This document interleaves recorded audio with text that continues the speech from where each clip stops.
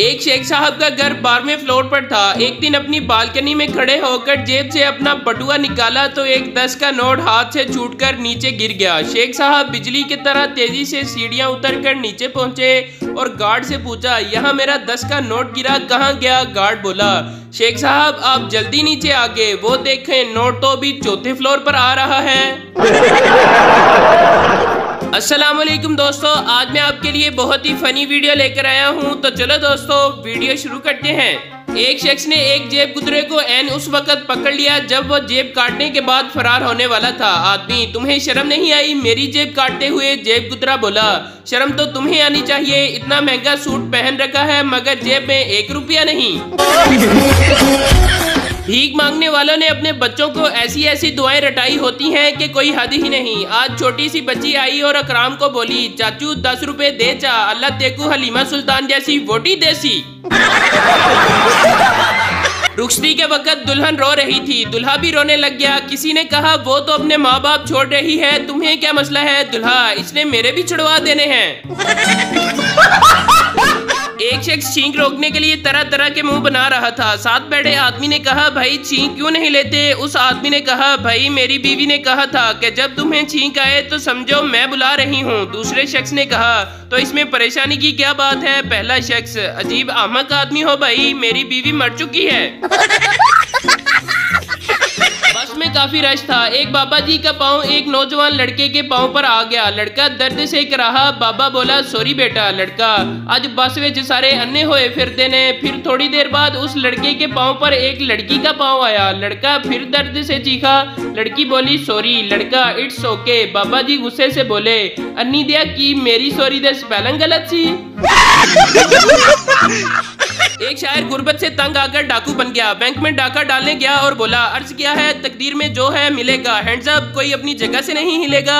अपने कुछ ख्वाब मेरी आंखों से निकाल दो, जो कुछ भी है जल्दी से इस बैग में डाल दो। बहुत कोशिश करता हूँ तेरी याद को बुलाने की, खबरदार कोई होशियारी न करे पुलिस को बुलाने की। दिल का आंगन तेरे बिन वीरान पड़ा है, जल्दी करो बाहर मेरा साथी परेशान खड़ा है।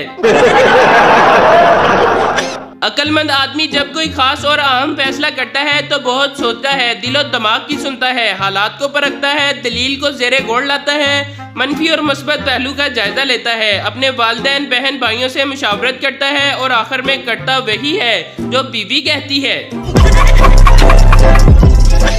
बादशाह ने ऐलान किया कि बीवी से डरने वाले मर्द एक लाइन में खड़े हों और बीवी से ना डरने वाले दूसरी लाइन में। बीवी से डरने वालों की एक लंबी लाइन लगी जबकि बीवी से ना डरने वालों में एक ही मर्द था।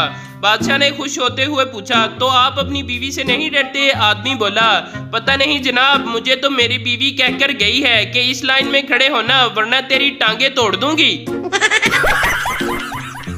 शेर अर्ज है, अगर तुम ताज भी रख दोगे सर पर हुक्मरानी का, नहीं होगा मगर राजी कभी भी दिल जनानी का। मैं तारे तोड़कर लाया तो वो कहने लगी, ये वो तारे नहीं शोहर जो लाया था फलानी का। एक सेमिनार में सेहत के मुतालिक सवाल पूछा गया, वो कौन सा ड्राई फ्रूट है जो खाने के बरसों बाद भी तकलीफ देता है? हाल में सन्नाटा छा गया। काफी देर बाद एक बड़े मियाँ उठे और बोले, अपने निकाह के छवारे। अगर मामा ठंडिया छामा है तो बाप भी किसी एसी से कम नहीं, बस थोड़ा सा मसला है कि इनका कंप्रेसर जल्दी गर्म हो जाता है। एक मरीज चेस्ट एक्सरे करवाने किसी सरकारी अस्पताल गया। एक्सरे में इसकी चेस्ट में मकोड़ा जाहिर हुआ। डॉक्टर ने इसको यूरोप ममालिक इलाज के लिए भेजा। वहाँ एक्सरे हुआ तो कुछ भी ना था। तो डॉक्टर ने कहा, ये मकोड़ा आपके चेस्ट में नहीं बल्कि एक्सरे मशीन के अंदर था। हमारे यहाँ ऐसा ही होता है। मियाँ बीवी में काफी अर्सा से बोलचाल बंद थी। एक दिन शोहर ने दिन की रोशनी में मोमबत्ती उठाकर इधर उधर कुछ ढूंढने की अदाकारी शुरू कर दी। बीवी से रहा न गया तो तंग आकर पूछ लिया, क्या ढूंढ रहे हो? शोहर, तुम्हारी जुबान ढूंढ रहा था, शुक्र है मिल गई। भाई मारो मुझे, मारो मारो मुझे, एक आलमा से दूसरी शादी के फजाइल और बरकत सुनने के बाद एक औरत उठकर इसके पास आई और सरगोशी में पूछा, क्या वाकई आप मर्द की दूसरी शादी के हक में हैं? आलमा ने जवाब दिया, जी बिल्कुल। औरत बोली, खुदा का शुक्र है, पहले मैं आपसे बात करने में झिझकती थी, दरअसल मैं आपके खामन की दूसरी बीवी हूँ। आलमा बेहोश। एक औरत नजूमी को हाथ दिखाने गई। इसने कहा आपकी जिंदगी के इब्तदाई 20 साल बहुत सख्त तंग होंगे। वो जल्दी से बोली इसके बाद क्या होगा? नजूमी बोला फिर आप आदी हो जाओगी। एक लड़की को नामालूम नंबर से फोन आया। लड़का हेलो। लड़की कौन हो तुम? लड़का मेरी बात तो सुनो। लड़की मुझे कुछ नहीं सुनना, मैं शादीशुदा हूँ और मेरे पास बहुत अच्छा शोहर है। लड़का और वो शोहर हमारे पास ही है, सिटी थाना से बोल रहा हूँ, शोहर को आके ले जाओ। लड़की छेड़ता पकड़ा गया है। हर फैमिली में गुस्से वाले बंदे का एक ऐसा वकील जरूर होता है जो सबको बताता है ए गुस्से दा ही भैड़ा है, उदा दिल दा बहुत चंगा है। मियाँ बीवी को आपस में मोहब्बत में इजाफे के लिए एक दूसरे की तारीफ करनी चाहिए और इस दौरान अपनी हंसी पर काबू रखना चाहिए। तरबूज वाले से किसी ने पूछा कि थपथपाने से तुम्हें कैसे पता चलता है कि तरबूज मीठा है या फीका? उसने जवाब दिया कि मेरे अब्बा ने नसीहत की थी कि 2 तरबूज को थपकी देकर रख दो, तीसरे को थपकी देकर गाहक के हवाले कर दो, गाहक खुश हो जाता है। मेरी जाने वाला मीठा केड़ा ते फीका केड़ा।